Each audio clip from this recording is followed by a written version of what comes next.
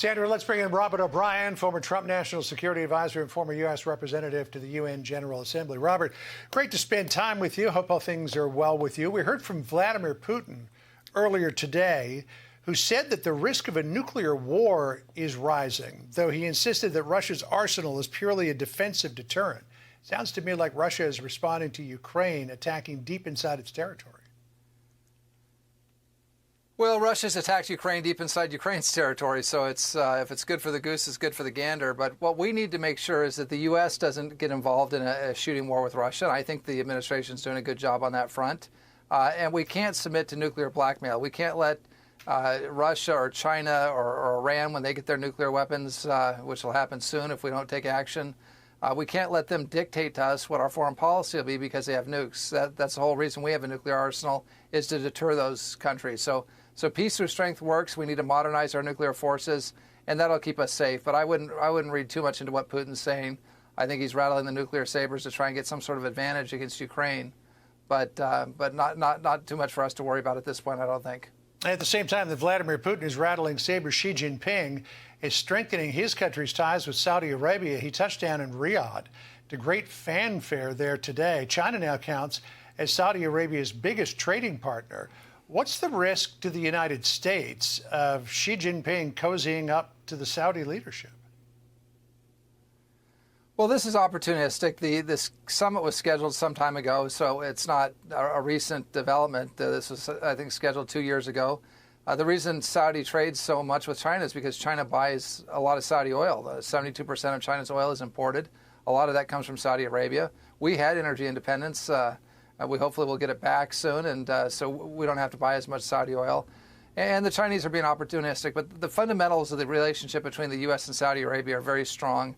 The Saudis know that if they're invaded by Iran or Iraq or some other country, as Iraq invaded Kuwait in the first Gulf War, it's only the United States that'll come to their rescue. They know that China's an unreliable ally and is never going to do anything against Iran to help the Saudis. So we've got some bumps in the relationship, but it's fundamentally strong, and I think we're going to be fine with that. What we need to do, John, is pass the NDAA and get our Defense Department authorized for another year. Yeah. We need to pass the 889 amendment to the NDAA and make sure that we're building our chips with the advanced and less advanced chips here in America. You know, we need to stop this JCPA that would give the Chinese a loophole. Yeah, I wanted to influence Facebook and Google. I actually wanted to ask you about that. Let's get into the NDAA and chips in just a second in the couple of minutes we have left here. The Journalism and Competition Preservation Act, apparently that's not going to be in the NDAA, at least at the moment. So we'll see if that's actually been written out. On the other front, you wrote a letter to members of Congress taking up the National Defense Authorization Act to warn them that we need to diversify our supply of microchips, that we can't be buying, that the United States can't be buying technology that has Chinese components in it because of supply chain issues and national security. What do you say to them about making sure that there is something in this NDAA that prohibits U.S. institutions from buying Chinese chips? Well, think about it, John and Sandra. It's just ridiculous that we've got F-35s, we've got Aegis destroyers, we've got our nuclear platforms, all of which require a number of chips, both the advanced chips, that most of them are made in Taiwan now, but we're going to bring some of those home with the CHIPS Act. But there are also less advanced chips that are throughout those systems.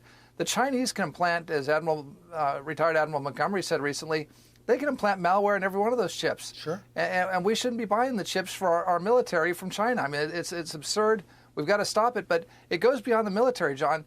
Do you want to be driving your EV, your Tesla, or whatever car you're driving, or even an internal combustion engine car with Chinese chips? And if there's a conflict, the Chinese turn off those chips or put malware in your car to disrupt American civilian life. So we've got to bring our manufacturing home to America.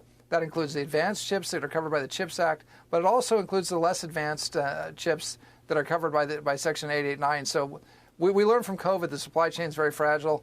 We need to manufacture those products here in America, or at a minimum with our trusted partners. All right. National Security Advisor for the Trump administration, Robert O'Brien, great to catch up with you. I hope that you and your family have a very Merry Christmas. Merry Christmas to you and Sandra. Thanks, John. All right. Appreciate it.